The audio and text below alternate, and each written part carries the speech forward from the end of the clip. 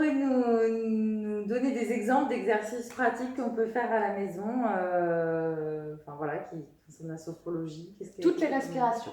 Voilà, j'apprends par ma respiration, qui est le rééquilibrage parfait du système sympathique et parasympathique, à pouvoir m'apaiser, me relaxer. On travaille beaucoup sur des mouvements en sophrologie avec des respirations. J'inspire, je crée un mouvement d'action ressentie. Quand je fais une action, quel est le ressenti? Voilà. Qui permet aussi, dans le quotidien, quand je fais une action, qu'est-ce qui se passe? Voilà. Toutes les respirations, parce que ça permet aussi d'amener de la détente. La respiration, notamment en carré, voilà, ce temps d'inspire, ce temps de rétention poumon plein, temps d'expiration, temps d'apnée poumon vide, et puis permettre petit à petit,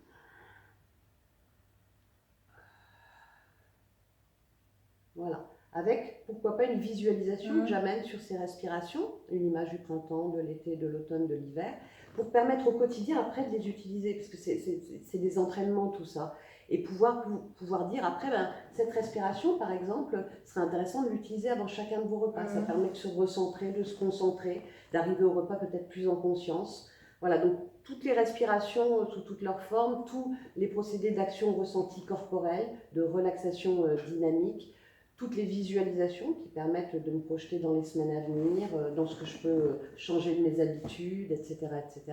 On travaille beaucoup sur les 5 sens, voilà, voilà, de manger en pleine conscience, de mastiquer, voilà, d'aller travailler cette oralité, cette mastication, voilà, d'apprendre à aussi décharger des choses par rapport à ça.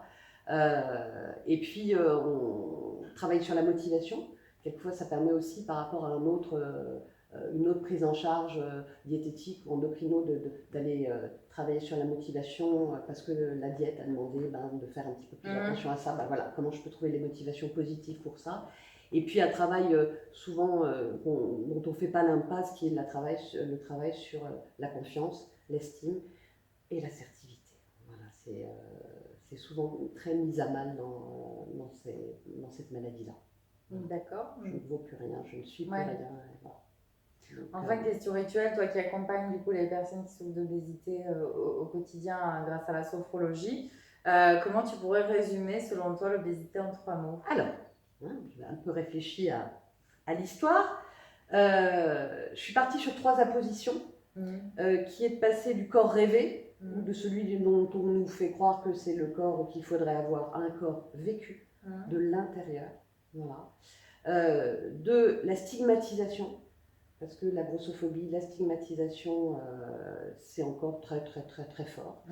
À la déculpabilisation, j'insiste beaucoup sur le fait de déculpabiliser, et puis de cette souffrance, parce que ce sont des corps en souffrance, ce sont des personnes en souffrance, à passer à quelque chose de plus bienveillant, une bienveillance envers soi-même.